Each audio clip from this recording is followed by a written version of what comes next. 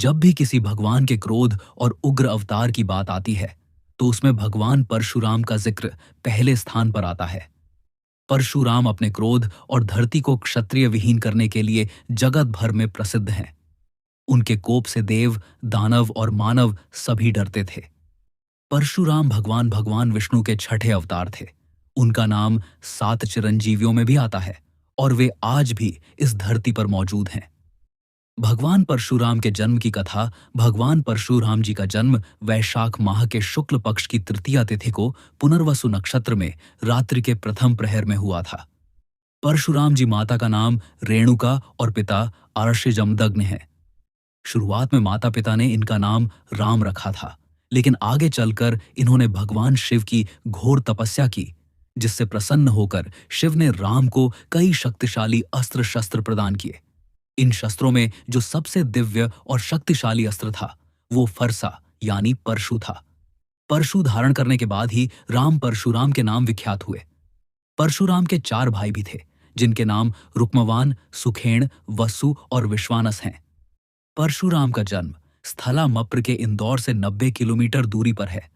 यहाँ नर्मदा नदी के किनारे स्थित महेश्वर के जाना पाव है, जहाँ भगवान परशुराम ने जन्म लिया था।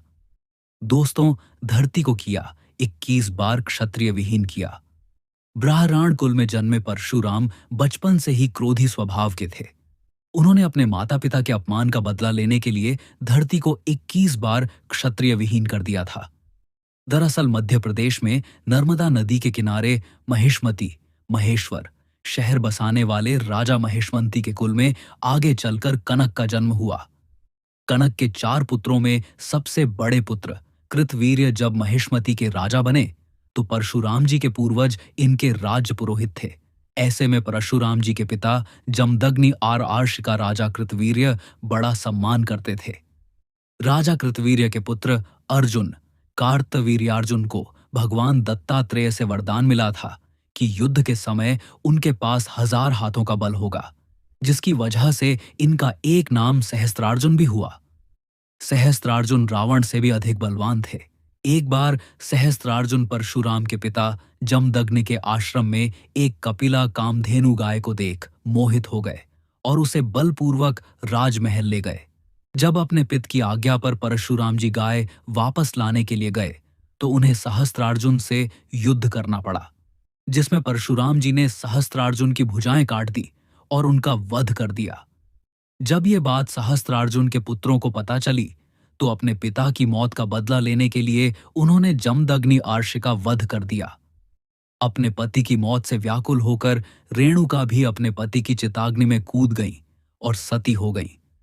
इस घटना से परशुराम जी का मन बहुत क्रोधित हो गया और उन्होंने सहस्त्रार्जुन के वंश का नाश करने की प्रतिज्ञा ले ली।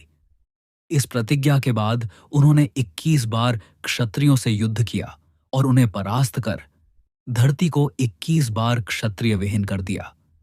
सहस्त्रार्जुन की समाधि एवं मंदिर महेश्वर में आज भी स्थित है।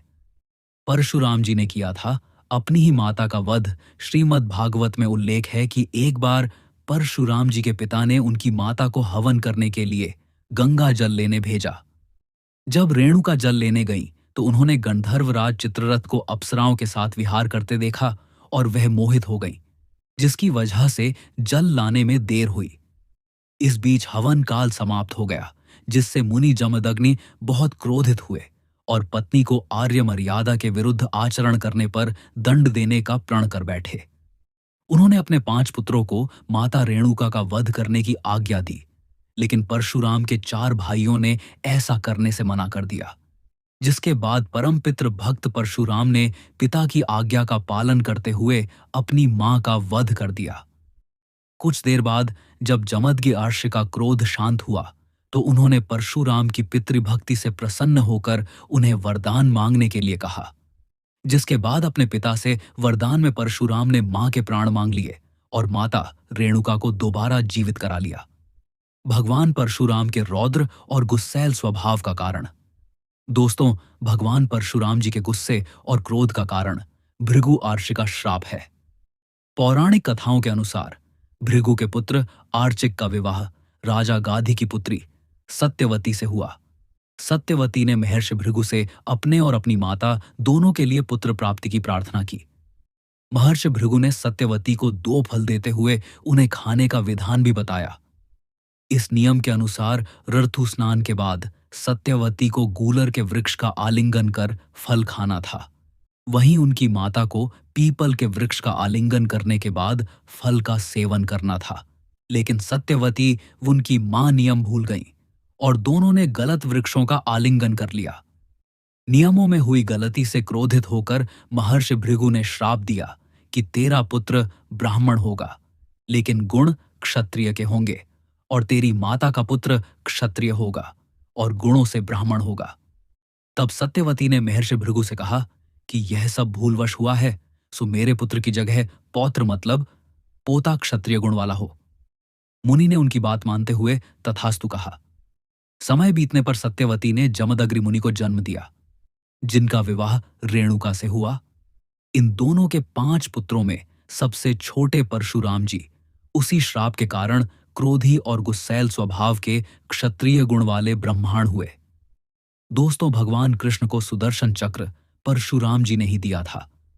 द्वापर युग में भगवान श्री कृष्ण जब शिक्षा ग्रहण करने के बाद परशुराम जी से भेंट करने पहुंचे, तो परशुराम जी ने उन्हें सुदर्शन चक्र दिया, जिसके द्वारा करुणावतार में भगवान विष्णु ने अनेकों दुष्टों और दानवों का वध किया। वहीं रामावतार में परशुराम जी ने भगवान राम को शारंग नाम का धनुष दिया था। परशुराम जी के गुरु शिव हैं। वहीं विश्वामित्र और आर्चिक को भी इनका गुरु कहा गया है। परशुराम जी भीष्म, द्रोणाचार्य और कर्ण के गुरु थे। एक बार गणेश जी ने परशुराम जी को भगवान शिव के दर्शन करने से रोक दिया था। तभी क्रोध में आकर परशुराम जी ने अपने परशु से गणेश जी का एक दांत तोड़ दिया था। तभी से गणेश जी का नाम एक दंत पड़ा। विष्णु के अवतार परशुराम जी सप्त चिरंजीवियों में से एक है, लेकिन भगवान परशुराम जी की पूजा नहीं, आह्वान किया जाता है। इसके पीछे कारण यह है कि परशुराम जी की उग्रता, तेजस्व और ऊर्जा को सामान्य प्राणी संभाल नहीं पाएगा। ऐसे में उनकी पूजा साधारण मानव द्वारा नहीं की जाती,